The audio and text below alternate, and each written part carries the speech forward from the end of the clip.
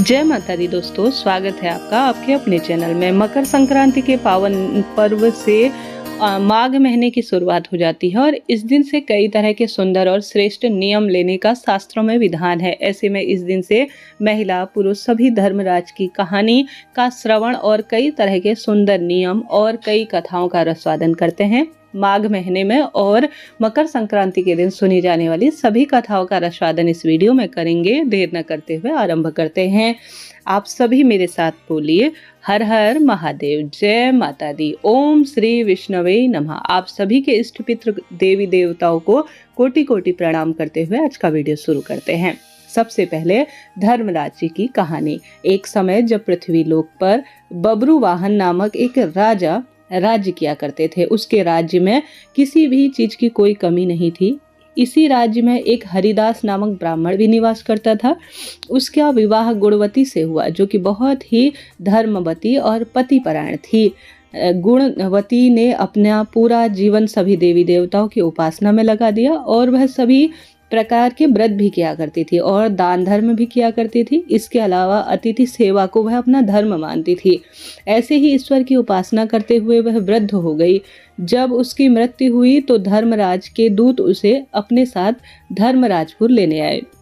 यमलोक में एक सुंदर सिंहासन पर यम धर्मराज विराजमान थे और उनके पास ही चित्रगुप्त भी बैठे थे। चित्रगुप्त जी जब धर्मराज जी को प्राणियों का लेखा जोखा सुना रहे थे, तभी यमदूत गुणवती को लेकर पहुंचे। गुणवती यमराज को देखकर थोड़ी भयभीत हुई और उसका मुंह नीचे की ओर खड़ी होते हुए वह पूर्ण रूप से भगवान का स्मरण करने लगे। फिर चित्रगुप्त ने गुणवती का ब्यौरा निकाला और उसके सामने संपूर्ण उसके सामने ही धर्मराज जी को बात बताई। धर्मराज जी ने गुणवती का पूरा ब्यौरा देखा और वह प्रसन्न हुए, लेकिन फिर भी उनके मुख पर थोड़ी सी उदासी छा गई।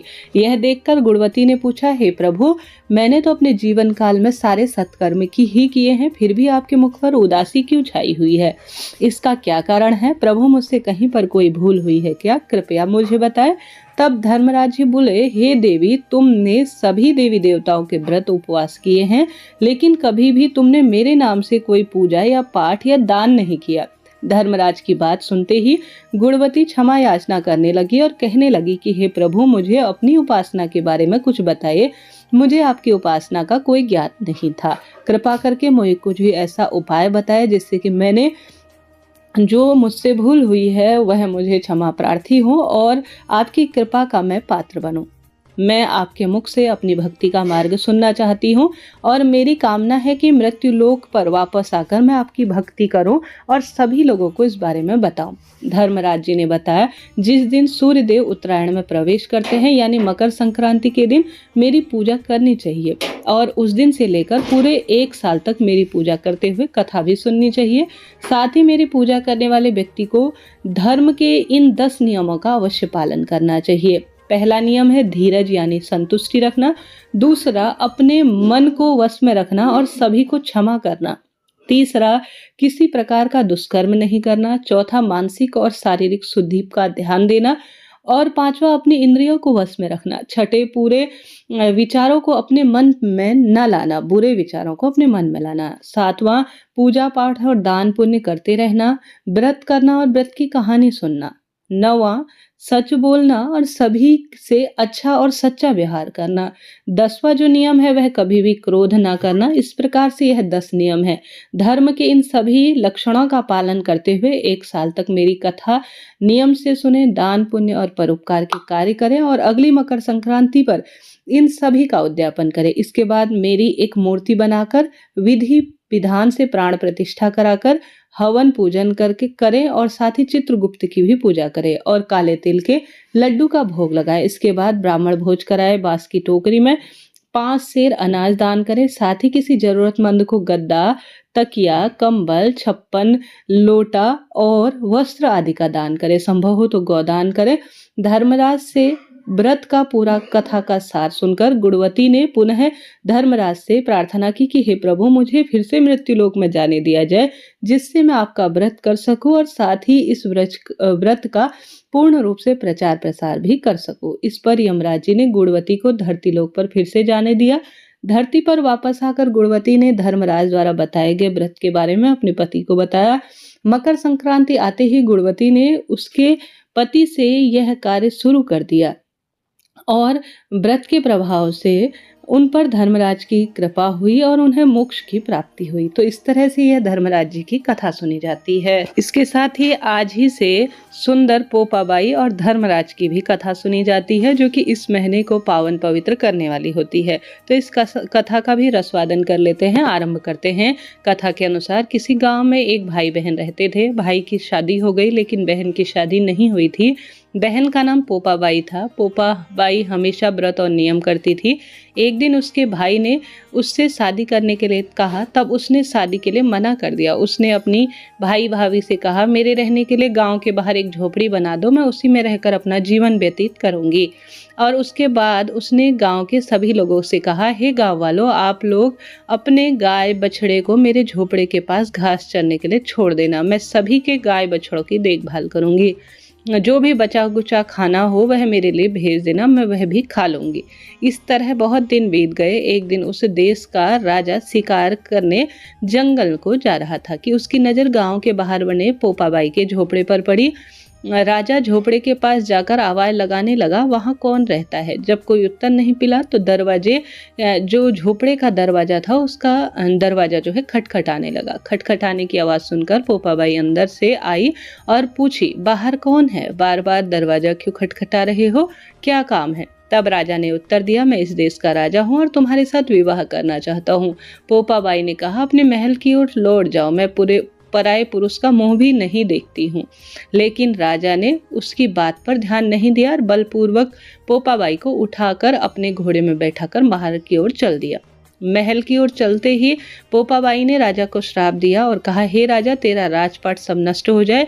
महल में पहुंचकर राजा ने अपनी रानियों को सारी बात बताई। पूरी बात सुनकर रानियों ने राजा से अनुरोध किया कि पोपाबाई को सही सलामत उसकी झोपड़ी पर छोड़ आए। रानियों के कहे अनुसार राजा पोपाबाई को उनकी झोपड़ी पर छोड़ने चल पड़ा। रास्ते में पाप की नदी आई जिसमें राजा डूब गया। पोपाबाई मृत्यु के बाद धर्मराज के दरबार पहुंची और वहां धर्मराज जी ने उसे स्वर्ग का राज दिया। किसी गांव में एक सेठ सेठानी की मृत्यु हुई। वह दोनों मृत्युलोक से स्वर्ग की ओर लाए गए, लेकिन स्वर्ग का दरवाजा बंद था। तब दोनों ने धर्मराज जी के स्वर्ग का द्वार खोलने के लिए विनती की। तब धर्मराज जी ने कहा कि इस प्रकार पोपाबाई का यह राज है। सेठ और सेठानी ने, हम पोपाबाई को नहीं जानते। तब धर्मराज ने कहा कि तुम दोनों को 7 दिन के लिए मृत्युलोक में भेजता हूँ। वहां जाकर 8 खोपरे में राई भरकर 5 कपड़ा ऊपर से रखकर कहानी सुनना और उद्यापन करना। इस प्रकार जो है तुम करना और इस प्रकार कहना, राज है पोपाबाई का, लेखा लेगी राई राई का, बोलो पोपाबाई की जय। इस तरह से यह पोपाबाई की कहानी सुनी जाती है। अब इसके अलावा आज के दिन पथवारी जी और सूरज देवता की भी कहानी सुनी जाती है। तो हम सभी सूरज भगवान की कहानी भी यहाँ पर सुन लेते हैं। मेरे साथ आप सभी बोलिए, सूर्य भगवान की जय। तो आज के दिन सूर्य भगवान की कथा सुनना भी बहुत अधिक लाभदायक माना जाता है। तो सूरज भगवान की कथा इस तरह से है। सूरज भगवान रोज उठते और जग में प्रकाश देने चले जाते। एक दिन भगवान को लगा कि राणा दे सूखती चली जा रही है, तो राणा दे से पूछने लगे कि तुम्हारे मन में क्या है। राणा दे बोली, मेरे मन में खीर खांड की भोजन की बड़ी इच्छा है। भगवान बोले, मांगा भी तो क्या मांगा, ये तो हम रोज ही खाते हैं। राणा दे बोली, भगवान आप खीर खांड के भोजन जीमते हो, मैं तो खट्टी राबड़ी ही जीमती हूँ। भगवान बोले, राणा दे तुम झूठ बोलते हो, एक जैसे भोजन मेरी माँ हमको देती है। राणा दे बोली, सुबह आप मेरी थाली लेना, मुझे आपकी थाली दे देना। दूसरे दिन जीमते समय भगवान ने पानी के गिलास को टक्कर देकर गिरा दिया। माताजी बोली, तुम मत उठो, मैं दूसरा गिलास भर कर देती हूँ। माताजी गए, इतने में भगवान ने थालियां बदल दी। राणा दे ने तो जल्दी ही खीर खांड के भोजन को कर लिया। पर सूरज भगवान को खट्टी राबड़ी भाई नहीं और थाली पर बैठ गए। माताजी बोले, आज इतनी देर क्यों लग रही है? भगवान बोले, आज तो खीर खाट खट्टी लगी। माता जी बोले, राड दे की थाली आपने क्यों ले ली? भगवान कहने लगे, माँ आपने घर में हम 2 ही जने हैं, जिसमें से 2 भात है। मैं नियम पालन और मेरे घर पर ही ऐसा होता है तो भगवान कैसे हम सभी का कल्याण करेगा? तो दुनिया में क्या होगा अगर हम ही नियम का पालन नहीं करेंगे? घर में एक जैसा खाना, एक जैसा सब कुछ बने तो अति उत्तम रहेगा। वहाँ से वह कुम्हार के गए और बोले, 2 पेट की हांडी किस कुम्हार ने बनाई? रत्ना कुम्हार को लगा, आज तो भगवान आए हैं। माझी तो 1 टका ही देती थी, यह 2 टका देंगे। और कुम्हार बोला, मैंने बनाई। भगवान बोले, आज के बाद 2 पेट हांडी के बनाए तो तेरे सहस्त्र पेट कर दूंगा। कुम्हार बोला, मेरा तो 1 पेट भरना मुश्किल है, सहस्त्र हो गए तो कैसे भरूंगा? मैं अब 2 पेट की हांडी ही बनाऊंगा। इस तरह सूरज भगवान ने दुपात मिटाई, अर्थात एक जैसा व्यवहार की उन्होंने बात कही। इसके साथ ही आज विनायक जी की कथा सुनना भी इस महीने बहुत महत्वपूर्ण माना जाता है। संभव हो तो आज आप सभी पूर्ण रूप से गणेश जी महाराज की भी कथा सुनिएगा। मेरे साथ आप सभी बोलिए, ओम श्री गणेशाय नमः। गणेश जी की कथा के अनुसार एक बार गणेश जी एक छोटे बालक के रूप में चिमटी में चावल और चम्मच में दूध लेकर आए। वह हर किसी से कह देते कि कोई मेरी खीर बना दो, कोई मेरी खीर बना दो। एक बुढ़िया बैठी थी, उसने कहा, ला मैं बना देती हूँ। वह छोटा सा बर्तन चढ़ाने लगी। तब गणेश जी ने कहा, दादी माँ छोटी सी भगोनी मत चढ़ाओ, तुम्हारे घर में जो सबसे बड़ा बर्तन है वह चढ़ा दो। बुढ़िया ने वही चढ़ा दी। वह देखती रह गई कि उसका तो पूरा घर भर गया है। गणेश जी बोली, दादी माँ, गणेश जी बोले, मैं नहाकर आता हूँ, खीर तब तक तैयार रखना। तो बुढ़िया के पोते पोती खीर खाने के लिए रोने लगे। बुढ़िया ने कहा, गणेश जी आपका भोग मैंने बना दिया है, कहकर चूल्हे के थोड़ी सी उसने खीर डाली और कटोरी भर भर के बच्चों को खिला दी। पड़ोसन भी देख रही थी। बुढ़िया ने सोचा वह चुगली करेगी, सो उसको भी कटोरा भर कर दे दिया। बेटी बहू जो है पास में ही था तो चुपके से एक कटोरा भरकर उनको भी खीर खिला दी और कटोरा चक्की के पीछे और छुपा दिया। फिर भी गणेश जी नहीं आए। बुढ़िया को खूब भूख लगी थी तो एक कटोरा खीर का जो है बुढ़िया ने भी किवाड़ के पीछे बैठकर खा लिया। एक बार फिर से कहा, गणेशा आजा, तेरा भोग लगाना है, नहीं तो मैं खाना खाना शुरू कर दूंगी।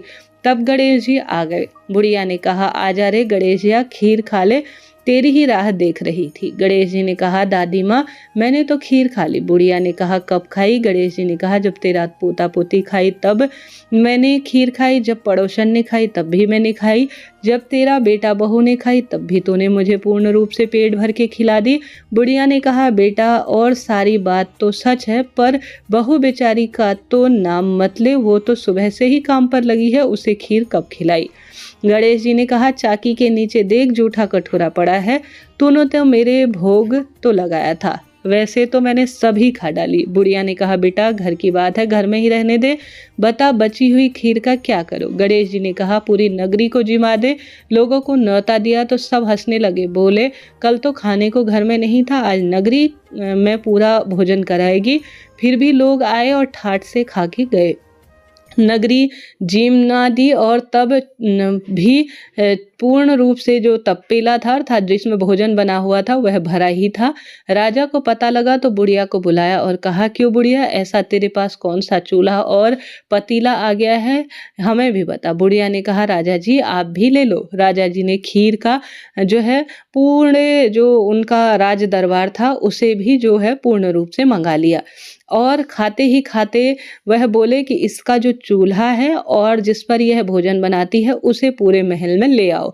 महल में जैसे ही आए वैसे ही उसके चूल्हे में और खीर में लाते ही कीड़े मकोड़े बिच्छू और दुर्गंध देने वाले कीड़े उसको दिख गए। राजा ने कहा, बुढ़िया अपना चूल्हा वापस ले जा, जैसे पहले तू लेकर गई थी। बुढ़िया ने कहा, राजा जी आप देते तो मैं पहले भी नहीं, अब मेरे लिए गणेश जी ने दिया है तो मैं क्या कर सकती हूँ। बुढ़िया ने जरा सा उसका वह चूल्हा वापस लेकर चले गए। जैसे ही बुढ़िया ने हाथ लगाया, खीर में से सुगंधित खुशबू आने लगी। घर आकर बुढ़िया ने गणेश जी से पूछा, बची हुई खीर का क्या करूं? गणेश जी ने कहा, झोपड़ी के में कोने में एक गड्ढा खोद और उसमें गाड़ दे। उसी जगह सुबह उठकर वापस खोदना तो तेरे जो है धन संपदा के भरे हुए घड़े मिलेंगे। ऐसा कहकर गणेश जी अंतर्ध्यान हो गए और जाते समय झोपड़ी के लात मार गए तो झोपड़ी के स्थान पर महल खड़ा हो गया। सुबह बहू ने फावड़ा लेकर पूरे घर को खोदा तो कुछ भी नहीं मिला। बहू ने कहा, सासू जी थारे गणेश जी तो झूठे हैं। सास ने कहा, बहू मारे गणेश जी तो झूठे नहीं हैं, ला मैं देखूं। वह सुई लाकर खोदने लगी तो टनाटन देखते ही धन के चरे अर्थात घड़े निकले। बहू ने कहा, सासू जी गणेश जी तो साचे ही है। सास ने कहा, गणेश जी तो भावना के भूखे हैं। हे गणेश जी, जैसे तुमने उस बुढ़िया को अन्न धन के भंडार दिए, नगर को उसने भोजन कराया और सभी के इसी तरह से भोजन के भंडार भरना। जो भी कहानी कहे हुंकारा भरे और कहानी सुने उसके जीवन में कल्याण करना। इस तरह से यह कथा है। अब इसके साथ ही धरती माता की भी आज के दिन कथा सुनी जाती है, उसका भी रसवादन कर लेंगे। तो मेरे साथ आप सभी भी बोलिए, जय माता दी, धरती मैया की जय। धरती मैया की कथा के अनुसार एक माँ थी, उसके एक बेटा और एक जो है बेटी थी। दोनों छोटे छोटे थे। माँ बहुत गरीब थी। वह मजदूरी करके जैसे तैसे अपना गुजारा कर रही थी। धीरे धीरे बच्चे भी बड़े होने लगे। बेटी शादी के योग्य होने लगी तो बूढ़ी माँ जो है उसके लिए शादी के लिए कुछ देखने के लिए वर जो है गांव-गांव में घूमने लगी। परंतु वह थक हार गई, बैठने लगी कि अब मैं क्या करूं, मैं ही कैसे इसकी शादी करूं, कैसे इसका सामान, चूनड़ी और सभी चीज़ें जोड़ूं। बहन ने कहा, यह सामान क्यों लाया है? भाई बोला, तेरी शादी है। मोहल्ले वालों ने बहन से कहा कि तुम्हारा भाई ही शायद तुमसे शादी कर रहा है। बहन ने भाई से पूछा, मेरी शादी किससे कर रहे हो? भाई कुछ नहीं बोला तो बहन समझ गई। उसने एक लोटा लिया, चुनरी ली, चप्पल पहनकर जंगल की ओर रवाना हो गई, क्योंकि उसकी विवाह में कहीं न कहीं बाधा आ रही थी। वह विवाह की बाधाओं से परेशान थी। गाय के ग्वालों ने पूछा, वन में क्यों घूम रही हो? वह कुछ नहीं बोली। वन में जाकर धरती माँ को पुकारने लगी और बोलने लगी कि अब अन्याय हो रहा है माता, तू ही मेरी लाज रखना। मैं क्या करूं? मुझे अपनी गोद में ले लो, नहीं तो यहीं पर मैं मर जाऊंगी। धरती माँ फटी तो बहन ने एक तरफ लोटा, एक तरफ चुनड़ी, एक तरफ चप्पल फेंक दिए और धरती में जाने लगी। इतने में दौड़ता हुआ भाई वन में आया और ग्वाले से पूछा कि उसकी बहन किस तरफ गई। ग्वाले ने कहा, तेरी बहन उधर गई है।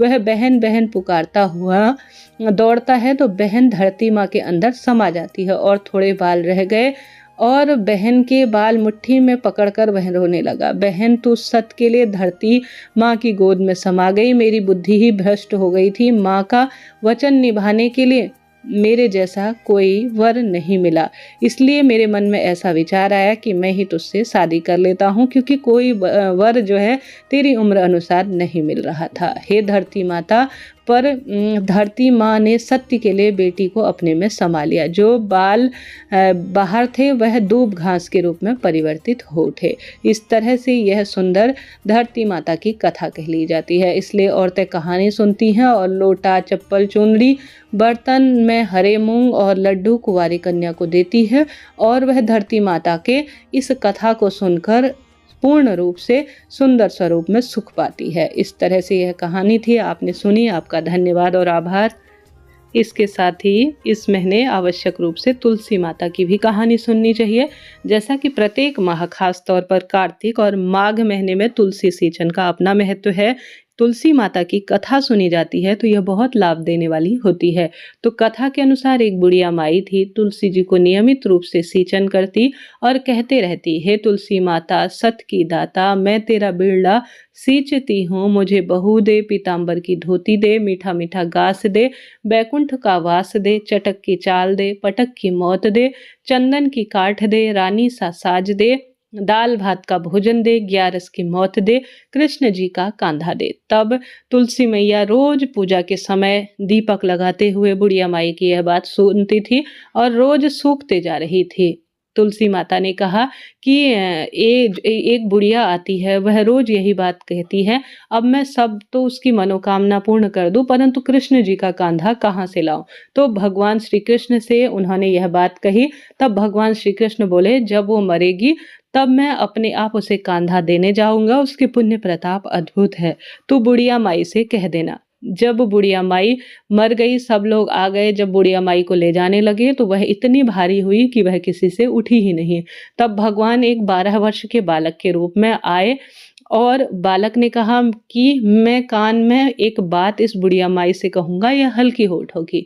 बुढ़िया माई ने कहा, बुढ़िया माई मन की निकाल ले, पीताम्बर की धोती ले, मीठा मीठा गास ले, बैकुंठ का वास ले, चटक की चाल ले, पटक की मौत ले, कृष्ण जी का कांधा ले। यह सुनकर बुढ़िया माई हल्की हो गई और भगवान ने उन्हें कांधा दिया और बुढ़िया माई को विष्णु लोक में स्थान मिला। इस तरह से हे तुलसी मैया, जैसे बुढ़िया माई को मुक्ति दी, धन संपदा का वरदान दिया, उसी तरह से सभी भक्तजन जिन्होंने यह कथा सुनी और पूर्ण रूप से वीडियो का रसवादन किया, कथा का रसवादन किया, उनके जीवन में खुशियां देना, उनके सौभाग्य में वृद्धि देना। इस तरह से यह माघ महीने की संपूर्ण जो कथाएं हैं मैंने आप सभी तक पहुंचाई। आपने सुना, आपका आभार और धन्यवाद। माघ महीना सबसे उत्तम महीनों के रूप में जाना जाता है। इस बार कुंभ मेला लगने के कारण यह और अधिक खास और श्रेष्ठ हो गया है। आप निरंतर इस महीने अपने घर पर गंगा जल और तुलसी मिश्रित अर्थात तुलसी के पत्तों से ब्रह्म मुहूर्त में स्नान करें, माता तुलसी और पीपल वृक्ष का सिंचन करें, सूर्य भगवान की पूजा करें, दान पुण्य जप तप माघ महत्म सुनने में अपना समय व्यतीत करें और प्रभु के नाम मंत्र का जितना संभव हो स्मरण करें। निश्चित रूप से आपके सौभाग्य में वृद्धि होगी और धन संपदा में भी निरंतर वृद्धि होगी। वीडियो को और चैनल को सपोर्ट करते हुए लाइक करें, शेयर करें।